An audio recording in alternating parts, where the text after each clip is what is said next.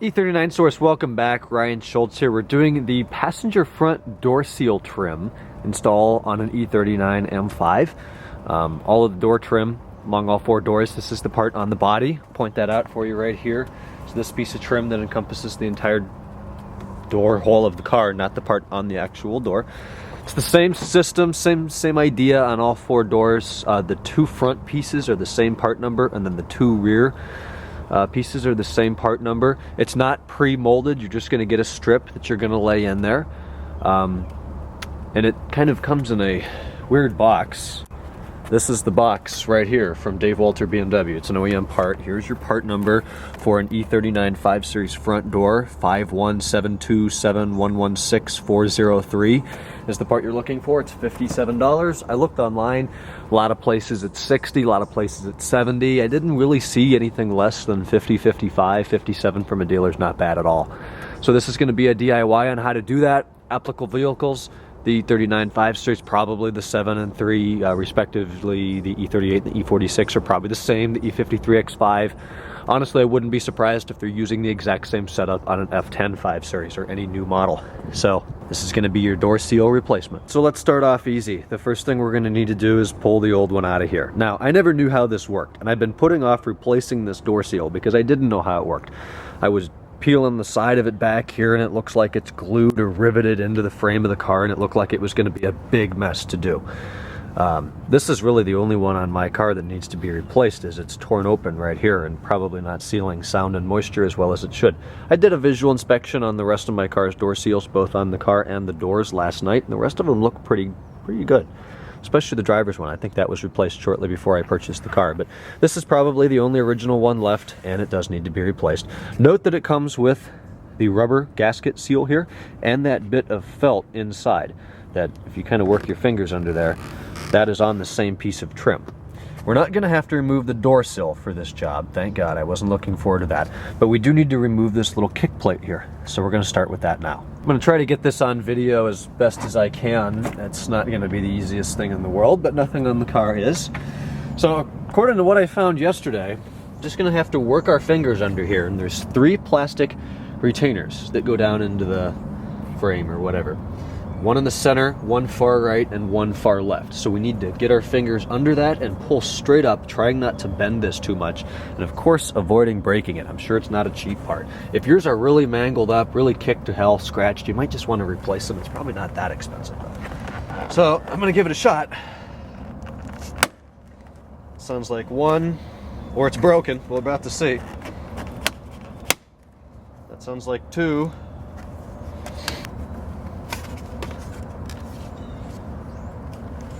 And then the third one comes off really easily. So my clips didn't actually come with this, which I'm hoping is not a bad thing. So I'll pull those out and reinstall them in the trim, and we'll move on. All right, this is actually really straightforward. Here's the piece of trim. We'll get it the orientation as it would sit in the car. Turn it over and you'll see this channel here. I pulled these out of my car with a pair of pliers very carefully. They're gonna slide right back in this channel, get locked like such. All 3 of them. So then when you reinstall that, you'll just line these up by sliding them around with where the holes are and smack it back down into place. But for now, I'm going to throw that off to the side. We don't need it, and we'll get on to the actual installation of the door seal. Note we took that off because this is where the seam is here. This isn't a loop of a seal. It's more of just a straight piece that you then form in here and fit. So if we grab the felt side on with one hand, the rubber side with the other, and pull up like that, we'll now be able to just peel it away from the car. All the way around. Up through the corner, down to the top.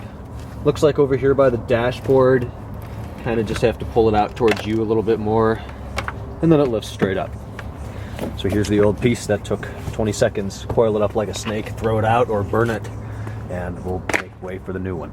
Unsurprisingly, the new part looks just like the old, although hopefully in better condition. One thing to note is on your new piece, it's got this little hangy thing in between the felt and then where it's going to snap over this metal piece where it came off. That needs to be removed.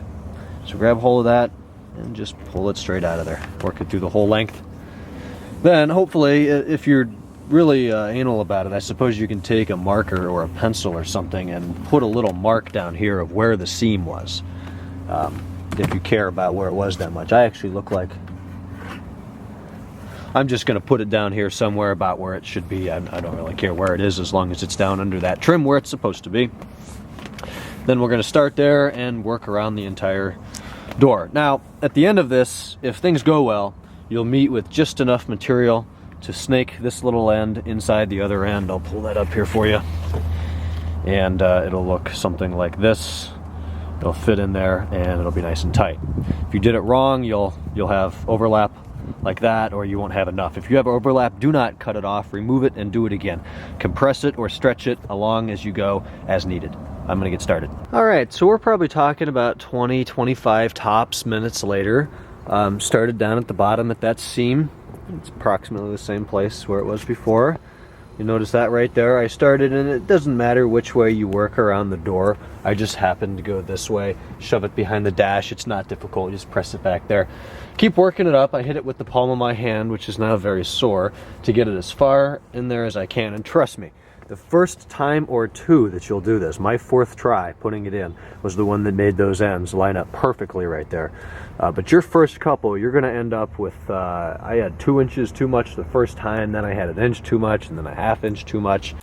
The key is going to be pushing it, compressing it, make sure you get as far as you can up there in the corners, all the way around, really tight seal, and as you go, take that felt part inside the car, pull it out and run your fingers behind it like that to make sure it's not getting bunched up. Not only does it look better in the car, creates a better seal, gives you a bit more room to compress it. Finally, back down there to the end, you'll snake that bigger end, or the smaller end, in the bigger hole there. It's perfect, nice and smooth, nice new seal, nice fresh rubber. I'm gonna take the trim piece, line those clips back up, whack that back into place, and we're done. If you're really smart with this, you're going to take some silicone, go around it, lubricate the rubber so it lasts longer. I don't have any of that right now. If I get it, I'll probably do all 4 doors and the trunk. All right, guys, consider that a job well done. Lined those pegs up inside the holes, whacked it back into place. Note that it still will slide a little bit to get around the kick plate there, and then there's a little notch in it there. It doesn't seem like that piece is long enough to do the whole thing, so I put it in the middle. Maybe my fitment's off or something like that, but it is fine. It's better than how it was for sure. So I probably will find something to lubricate that with. Note the same thing back here. I would imagine that this piece comes off the same way. Be careful since it's got this little side portion in it. And my seals are good back here. Not perfect, but they're good. No need to replace them.